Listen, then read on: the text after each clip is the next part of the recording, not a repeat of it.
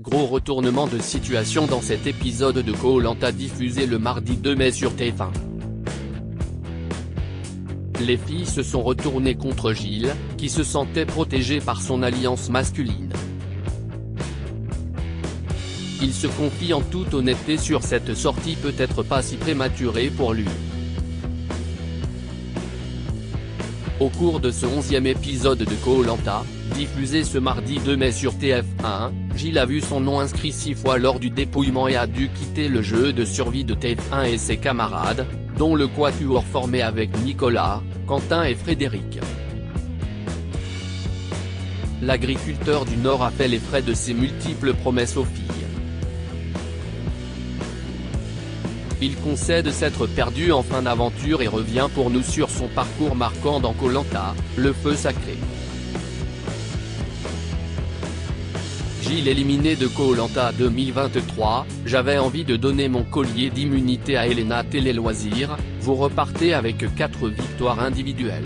Est-ce rageant de partir à ce stade ou satisfaisant quant au parcours effectué ?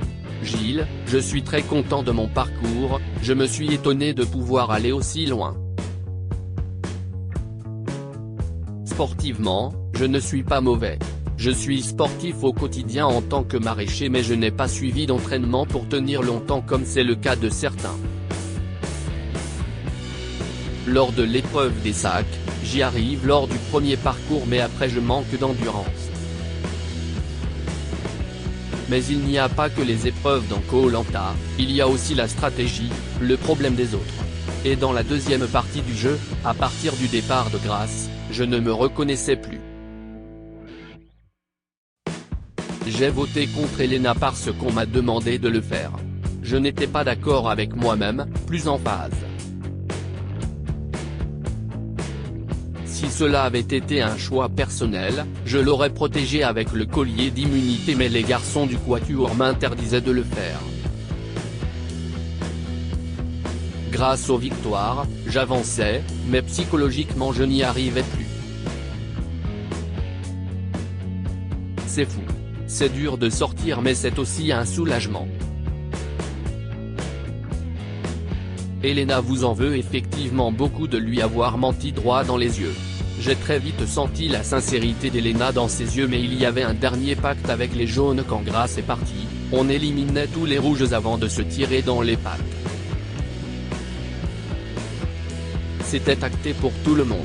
J'étais même mal à l'aise d'avoir gagné le collier d'immunité que je devais jouer le soir même. J'avais envie de lui donner car moi je ne craignais rien.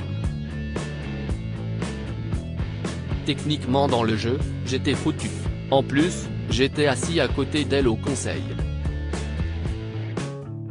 J'avais demandé à Nicolas si je pouvais lui donner et il m'avait dit de ne surtout pas faire ça car sinon le quatuor allait ensuite m'exploser à la tête, que c'était le moment de la sortir car elle n'avait pas gagné l'immunité. Et si je le faisais j'éliminais Tania. Ce n'était pas logique. Je l'avais sauvée précédemment et j'étais avec elle depuis un moment. Alors qu'Elena ne m'avait pas choisi dans son équipe au départ. Mais comme elle avait fini deuxième à l'épreuve d'immunité, c'était horrible pour moi de voter contre elle. Gilles, Koh-Lanta, le feu sacré, Laura m'a poussé à voter contre Elena Quest. Ce qui vous a convaincu de voter contre elle ? Quand je reviens de la pêche avec Nicolas, je suis en larmes et je dis à Nicolas que je ne peux pas faire ça. Il le répète à Laura et c'est elle qui me pousse à le faire en me disant qu'elle-même allait voter contre Elena et que je devais faire pareil. Je me demandais ce qu'allait penser Clémence. Et comme il y avait un vote en plus, je voulais qu'il me laisse voter contre Esteban. Mais elle ne voulait rien entendre. J'étais vraiment perdu. N'avez-vous pas regretté de ne pas faire certaines épreuves de la fin de Koh-Lanta ? D'après les autres saisons de Koh-Lanta, les épreuves deviennent de moins en moins physiques, plus axées sur la logique, l'adresse. Des épreuves que j'aurais aimé faire, qui allaient davantage me correspondre. J'aime bien les puzzles par exemple, je joue à des jeux comme ça à la maison. J'aurais aussi aimé connaître la sensation de monter sur les poteaux. Mais il ne faut jamais se projeter et vivre un jour à la fois. J'ai fait de super belles épreuves, remporté de superbes récompenses. Même si parfois je me demande si j'ai bien fait de les gagner. Lors de ma première victoire, quand j'ai réussi à allumer le feu en premier, je m'en suis voulu de réussir aussi vite parce que j'ai dû recomposer les équipes derrière. Ça ne me ressemblait pas du tout non plus. Si j'avais connu la récompense avant, j'aurais été beaucoup plus lent. Quant à l'épreuve du tir à l'arc, comme chaque saison, c'est toujours quitte ou double. Mais je sais que j'avais vraiment besoin du coup de fil. Après il y a peut-être des récompenses qui sont un peu trop grosses, un peu hors cadre. Gilles revient sur ses affinités dans le jeu de TF1, mon vrai binôme, c'était Grace. Dans le quatuor, il y avait quand même deux binômes bien distincts finalement. Oui, et par ailleurs, Nicolas était aussi très proche de Frédéric et de Julie à ce moment-là. Mon vrai binôme à moi, c'était Grace. Nicolas est une très belle rencontre mais je le sentais parfois proche d'autres candidats et je me questionnais sur le jour où il allait devoir faire un choix. Même si j'avais une confiance extrême en lui. Frédéric et Nicolas menaient ensemble la stratégie. Les premières discussions autour de cette alliance masculine ont eu lieu le deuxième jour de l'aventure. Vous étiez le seul à dire que vous seriez allé à la boule noire comme Grace lors des ambassadeurs. C'était vrai ? Oui, un peu comme pour Grace, j'avais besoin d'un signe du destin. Les enfants me manquaient tellement. Je m'étais dit que si je revenais, je serais plus fort. Et je ne me serais pas sacrifié comme elle.